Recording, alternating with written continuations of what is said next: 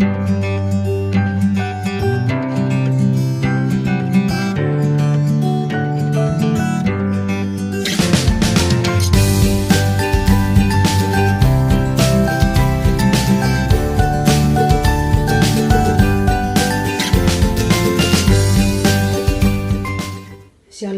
Bapak Ibu Saudara kekasih dalam Tuhan Yesus Kristus.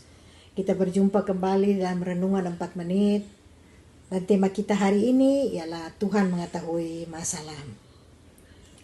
Renungan ini terambil dari bacaan Mazmur 142 ayat 1 sampai dengan 8. Doa dari seorang yang dikejar-kejar.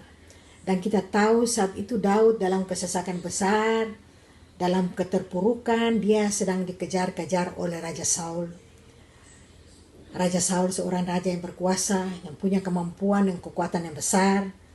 Dan Daud tahu tidak lama lagi, dalam waktu dekat, Saul akan dapat menemukan dia.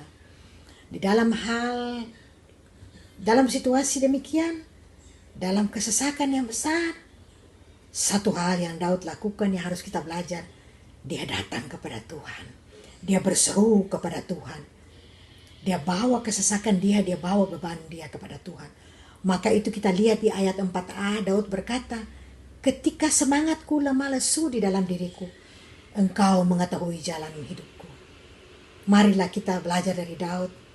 Pada saat ini mungkin kita sedang dalam kesesakan.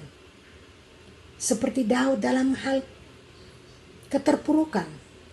Mungkin kita kesesakan dalam hal ekonomi, dalam keluarga, dalam pekerjaan kita yang tidak menjamin, bahkan sakit penyakit yang tidak membaik. Mari kita datang kepada Tuhan, kita bawa semua beban, masalah, persoalan kita kepada Tuhan. Karena kita tahu hanya Tuhan satu-satunya yang dapat menolong kita. Seperti Daud, dia tahu bahwa Tuhan satu-satunya penolong. Kita juga demikian. Kita percaya rambut di kepala kita pun terhitung semuanya. Itu kata firman Tuhan. Maka itu jika kita mengetahui bahwa Tuhan itu mengetahui, kita tahu dengan benar, kita percaya bahwa Tuhan itu mengetahui segala sesuatu. Maka pertama, janganlah kita takut, jangan kita khawatir.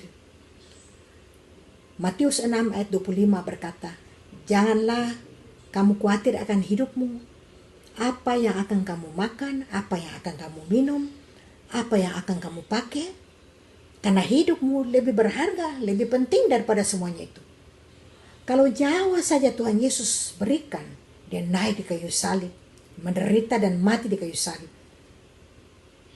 untuk menyelamatkan saudara dan saya. Nyawa saja dia berikan, apalagi kalau cuma persoalan kita. Tuhan mengetahui situasi saudara dan saya. Kalau kita percaya bahwa Tuhan mengetahui situasi kita, hal kedua yang kita lakukan, jangan membalas dan jangan membenci.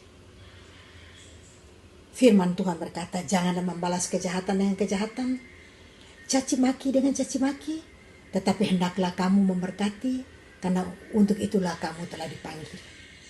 Firman Tuhan yang luar biasa dari 1 Petrus 3 ayat 9. Biarlah kita serahkan pembalasan di dalam tangan Tuhan. Mungkin saat ini orang sedang merancangkan kejahatan di belakang saudara.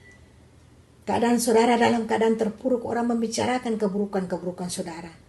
Mari kita percaya Tuhan mengetahui segala sesuatu, jangan kita membalas. Biarkan hak Tuhan yang menjadi Tuhan yang akan membalas persoalan kita. Yang ketiga yang harus, kalau kita tahu bahwa Tuhan mengetahui, kita percaya bahwa dia mengetahui situasi kita, biarlah hidup kita semakin hari semakin benar di hadapan Tuhan.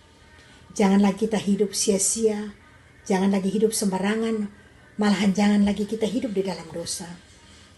Biarlah hidup kita semakin menyenangkan Tuhan, semakin mencerminkan kemuliaan Tuhan. Hidup kita sebagai orang benar, sebagai orang percaya, menjadi berkat bagi orang banyak. Jalan hidup orang benar seperti fajar, cahaya fajar yang kian hari semakin terang, semakin bercahaya.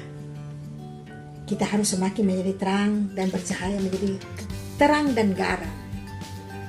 Itulah panggilan hidup kita, untuk itulah kita dipanggil. Maka itu Bapak Ibu Saudara kekasih, dalam renungan yang singkat ini, Kita belajar dari Daud, kita tidak perlu takut, jangan kita membalas, jangan kita membenci. Mari kita hidup semakin hari semakin baik di hadapan Tuhan, biar nama Tuhan semakin dimuliakan. Tuhan Yesus memberkati.